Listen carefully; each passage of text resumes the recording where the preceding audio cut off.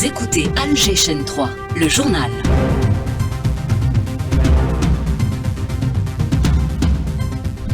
Fatima Charef, bonjour. Madame, monsieur, bonjour. Dans l'actualité de ce vendredi 20 février, correspondant au deuxième jour de Ramadan, le Premier ministre préside une réunion interministérielle consacrée à l'État et aux perspectives des relations algéro-nigériennes, et cela conformément aux instructions du président de la République après la visite à Alger du président nigérien.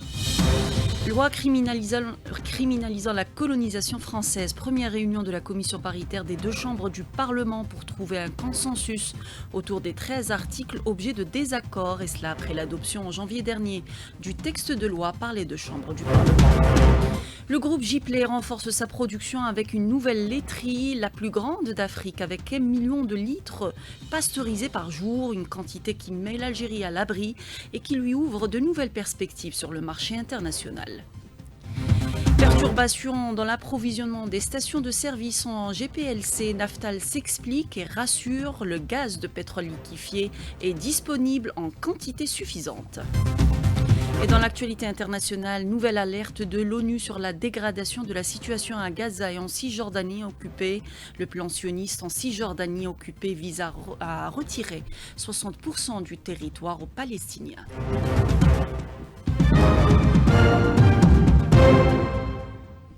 Madame, monsieur, bonjour et bienvenue dans cette édition qu'on entame avec l'examen de l'état et des perspectives des relations algéro-nigériennes. Le Premier ministre lui a consacré hier une réunion interministérielle, et cela en application des instructions du président de la République Abdelmajid Tebboune relative au suivi de la mise en œuvre des résultats de la visite effectuée à Alger par le général d'armée Abderrahmane Tiani, président de la République du Niger, chef de l'État, les dimanches et lundis dernier. Les travaux de la réunion ont porté notamment sur le renforcement de la coopération dans les domaines de l'énergie, des infrastructures, de l'industrie, de la santé, du commerce et de la formation, ainsi que sur les moyens de concrétiser les différents projets bilatéraux communs et les activités de coopération et de solidarité approuvées par les deux parties à l'occasion de cette visite présidentielle.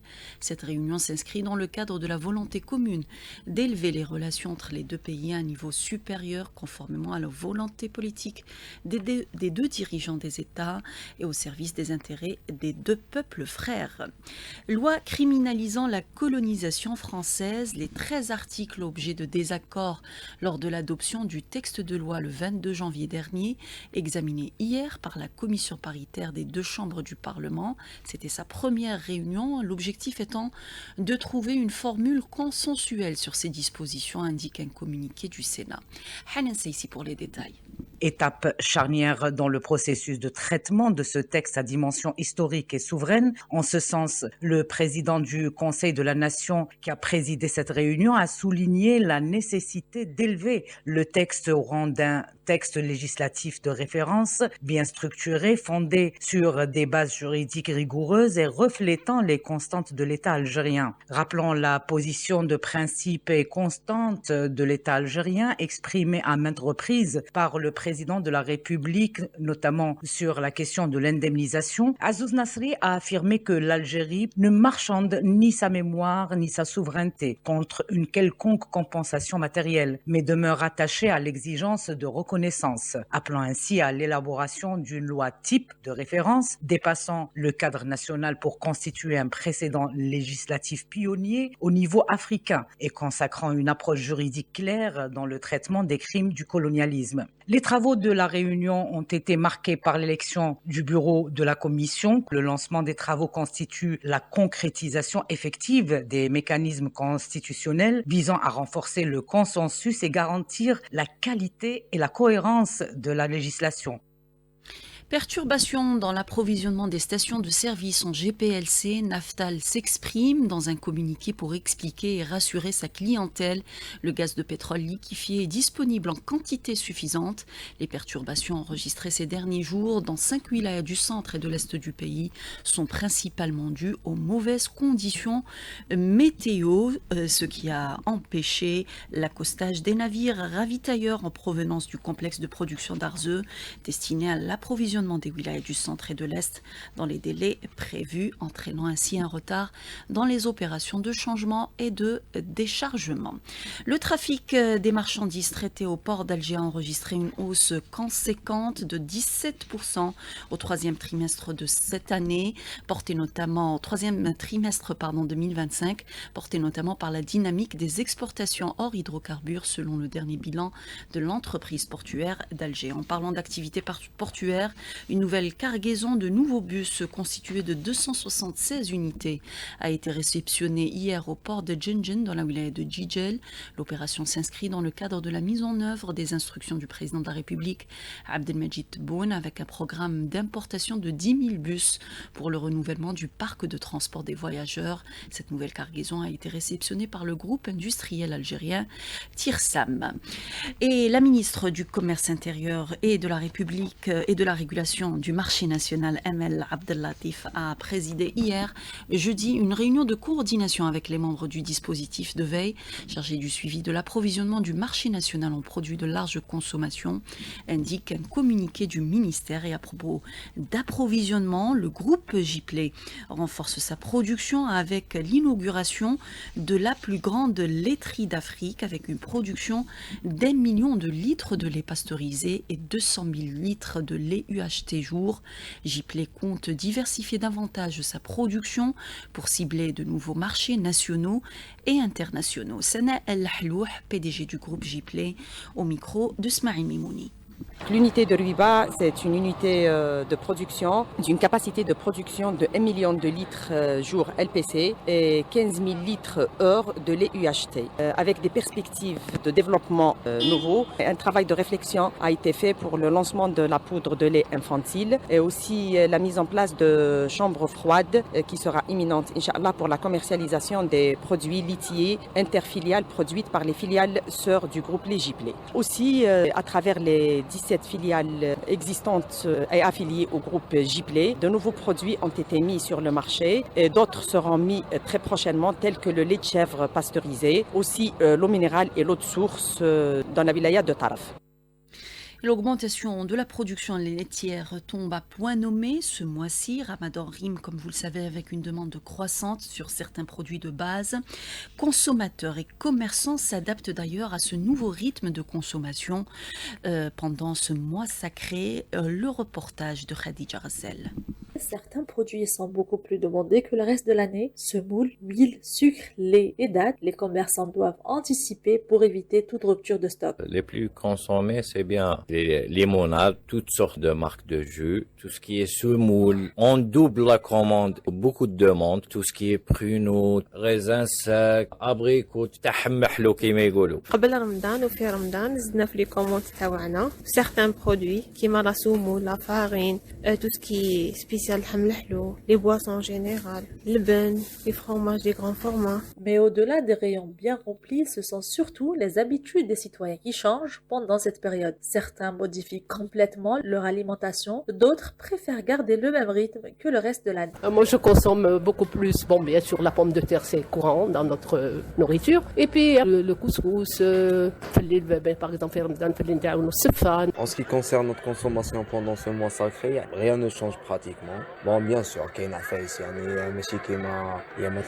par exemple, la bia ou bien le bilouz, c'est des produits qu'on achète pratiquement que pendant le ramadan. Par rapport aux années précédentes, il y a vraiment des produits locaux qui sont vraiment excellents. Entre anticipation des commerçants et diversité des produits sur le marché, le mois de Ramadan s'annonce sous le signe de la disponibilité. Un équilibre entre offre et demande dans un contexte où les habitudes de consommation restent propres à chaque famille.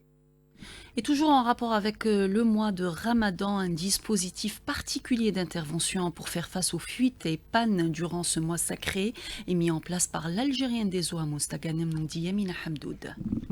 Durant le mois sacré, période marquée par une forte consommation de l'eau, l'ADE de Mostaganem prévoit une mobilisation renforcée de ses équipes afin d'intervenir plus rapidement en cas de fuite ou de perturbation, notamment en soirée. Précision avec Miloud Habbi, directeur de l'unité locale de l'Algérienne des eaux de Mostaganem. Il y aura des équipes d'astreinte après le Ftor, Inch'Allah, qui vont être tout le temps mobilisées pour une éventuelle intervention pendant la journée, Inch'Allah. C'est le travail quotidien de l'Algérienne des eaux. Donc il y a des équipes d'intervention, mais c'est pas assez. On a 4 équipes au niveau de la ville de Mostaganem. Toujours est-il qu'il y a un programme de l'Algérienne des eaux. On dit c'est le volontariat. Donc le volontariat, chaque semaine on fait une journée à 2, c'est-à-dire on fait appel aux autres centres. On a 9 centres. Chaque volontariat, on aura 14 à 15 équipes pour intervenir. C'est le travail quotidien de l'Algérienne des eaux. Par ailleurs, l'entreprise a engagé depuis plusieurs mois une maintenance préventive de ses installations et renforcé ses moyens matériels, notamment par l'acquisition de pompes de secours, dont 22 mises à disposition par la wilaya et 11 par la direction de l'hydraulique, et la dotation d'équipements supplémentaires afin de sécuriser la distribution d'eau durant le mois de Ramadan. De Mostaganem, Yamina Hamdoud, Algéchem 3. Et on continue de parler de services. Sonalgaz prend également ses dispositions pendant ce mois béni en renforçant son réseau électrique. À Bouira, 11 nouveaux postes transformateurs et 25 km de lignes ont été mis à la disposition de la clientèle. Aris Chachoua. Afin d'assurer la disponibilité de l'énergie électrique et offrir un meilleur confort aux citoyens, notamment pendant ce mois de piété, la direction de distribution de Bouira anticipe la demande. Sur ses fonds propres, elle a engagé plusieurs projets de renforcement du réseau électrique. Ouidat Ben Youssef, chargé de communication. Ces projets ont concerné la réalisation de 11 postes transformateurs nouveaux et de 21 km de lignes électriques entre basse et moyenne tension pour un investissement global estimé à 260 millions de dinars sur fonds propres de l'entreprise. Ces infrastructures énergétiques nouvelles ont été mises en service au niveau de plusieurs communes de la wilaya comme El Khdaria, Arbalou, Qadiriya, Mcheddala, La Tchiba, Mamoura, Ahl Aqsar, Shorfa, Souk al-Khamis, Aït Aziz, Aïn Sam, Hakimiya, Birbalou et Boudarbala. Grâce à ces réalisations importantes, la direction de distribution de Bouira assurera un approvisionnement électrique de meilleure qualité à ses clients. Mais au-delà des efforts de la Sonalgaz, la tranquillité du réseau dépend aussi de l'éveil et de la vigilance des citoyens. Tout vol ou acte de vandalisme nuit à la qualité des services. Bouira Aris Chachoua, Algéchem 3. La Direction générale des impôts annonce la prorogation des délais de souscription de la déclaration mensuelle série G50 relative au mois de janvier et février 2026 ainsi que de la déclaration concernant la taxe sur la formation professionnelle continue et la taxe d'apprentissage au titre de l'exercice 2025. Le délai de la déclaration mensuelle relative au mois de janvier 2026 a été prolongé jusqu'au mardi 10 mars 2026, inclus au lieu du 20 février 2026. Le délai de la déclaration mensuelle relative au mois de février 2026 a quant à lui été prorogé jusqu'au jeudi 26 mars, inclus au lieu du 20 mars 2026. La 15e édition du concours Taj al-Qur'an débute ce vendredi au Centre international de conférences Abdellatif Rahal avec la participation de 18 candidats issus de différentes wilayas du pays. Cette édition, lancée par la télévision algérienne et mise en œuvre par la chaîne TV Coran, enregistre la participation d'éminents récitants de pays arabes et musulmans dans la Palestine, la Syrie, la Bosnie-Herzégovine, l'Éthiopie, la Mauritanie, le Tchad, la Tunisie, la Libye et la République arabe sahraoui démocratique.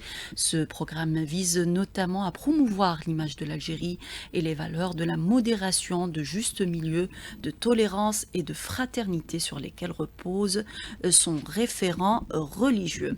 À 7h14, on passe à l'actualité internationale. L'ONU alerte sur la dégradation de la situation à Gaza et en Cisjordanie. Les dernières évolutions faisant état de la décision de l'entité sioniste de relancer les procédures d'enregistrement foncier en zone C, ce qui représente environ 60% de la Cisjordanie. Cela pourrait déposséder, selon l'ONU, les Palestiniens de leurs biens et étendre le contrôle sioniste sur les terres, accentuant un morcellement territorial déjà avancé. Et la Palestine qui perd une de ses voies diplomatiques diplomatiques les plus brillantes. Leïla Chahid, figure emblématique de la diplomatie palestinienne, n'est plus. Elle s'est éteinte à l'âge de 76 ans. Pendant plus de 20 ans, Leïla Chahid a été déléguée générale en France de 1994 à 2005, puis auprès de l'Union européenne, de la Belgique, du Luxembourg jusqu'en 2015. Elle est la première femme à représenter l'Organisation de libération de la Palestine à l'étranger. Elle s'est imposée par son éloquence et sa constance. Je vous propose d'écouter le témoignage du diplomate palestinien Hassan Balawi. Il en parle à Karima Hasnaoui.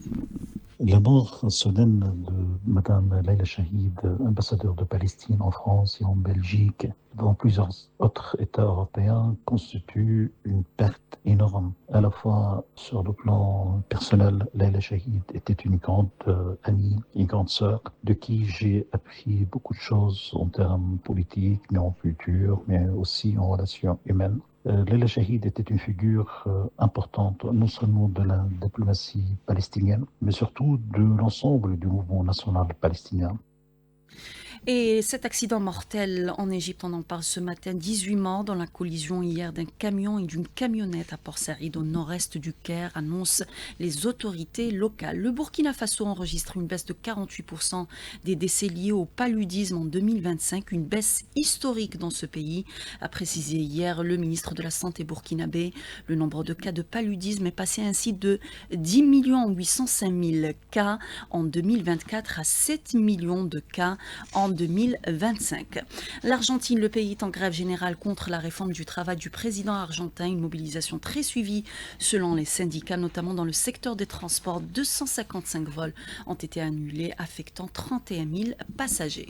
Et un dernier mot pour terminer ce journal, il nous concerne et concerne le sport et notre championne olympique, Kélian Emour, qui s'est qualifiée pour la finale de la première étape de Coupe du Monde qui se déroule à Cottbus en Allemagne. Emour a obtenu 15 200 points. La finale est prévue demain, plutôt samedi, à partir de 16h18, heure locale. La championne olympique, l'Algérienne, tentera de rafler un titre supplémentaire. C'était là la dernière information de cette édition réalisée par Sid Ali Djilali. Mourad était à la technique, Nejib au streaming. Merci de l'avoir suivi.